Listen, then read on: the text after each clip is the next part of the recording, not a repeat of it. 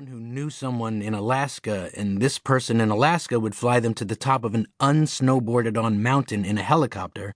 They'd jump out of the helicopter with their snowboards attached and head down the mountain. That's a crazy thing to even dare yourself to think of, let alone say you're going to do, or have done.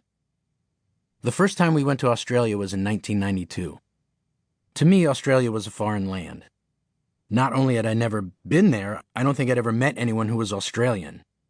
What happens there? I had no idea. The flight took like 16 hours, and when we arrived, we went through customs and all that stuff. We got outside, exhausted from the flight, and a little nervous about being in a new place so far away from home. I just wanted to get to either a bed or a cup of coffee.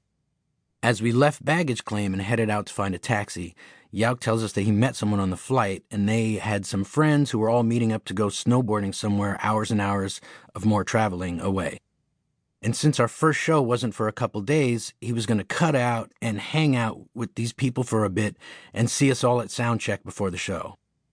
Wait, what? At that point in my life, I like to think of myself as a spontaneous kind of person. But this was a little too next level. I just did not understand this behavior. Yauk wanted to see the world, so he did. He went to India and looked around. He saw things, met people. While on one of his trips there, he got in touch with the plight of the people of Tibet.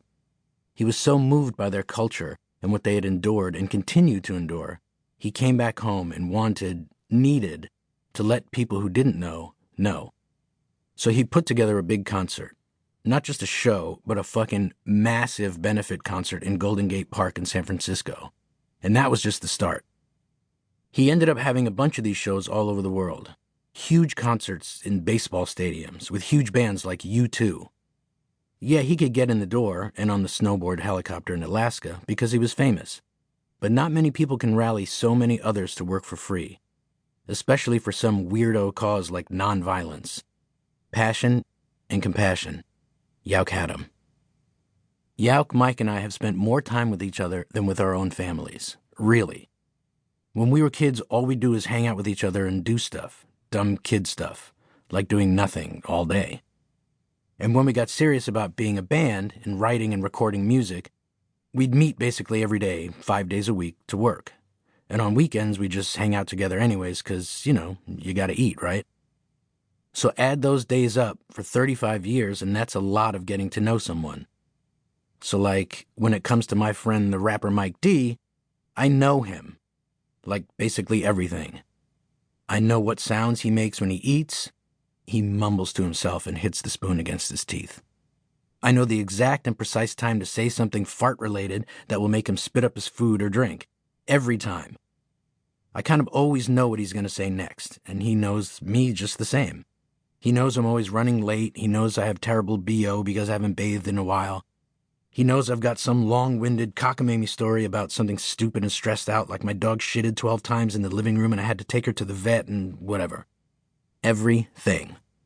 But Adam Yauk, a puzzle, a conundrum, a labyrinth of ideas and emotions, an enigma, a wild card. After 30 years of friendship, I never knew what he was going to do or say next. He was a living contradiction of people's idea of how or what you're supposed to be or do. He's the Buddhist guy who's telling me how last night he was at this after party for some fashion show. And he's the Fight for Your Right to Party guy who went trekking through Nepal on a discovery quest. He once told me that the main draw to him about the Dalai Lama was that he was a funny dude. Obviously, there were other reasons he was drawn to spirituality, faith, and Buddhism. But the funny dude part made perfect sense to me coming from Yauk. Funny is very important. When you're a celebrity, people see you as a certain thing, or rather, in a certain way. But certain personal traits aren't on display. Things you might not know about that person, like Yauk was an information tornado. He's winding through the world, drawing in as much as he could and as fast as possible. For example, when we were kids, it wasn't enough to just play the guitar. He needed to know how it worked. What makes an electric guitar make sound through that amplifier? Something about the metal threaded coils attached to the guitar, and when the metal strings vibrate against them, and when the cord from the guitar is plugged into an electrical source, and oh my God, he's explained it to me maybe 7 different times, and I will never understand. Rick Rubin gave him the name Techno.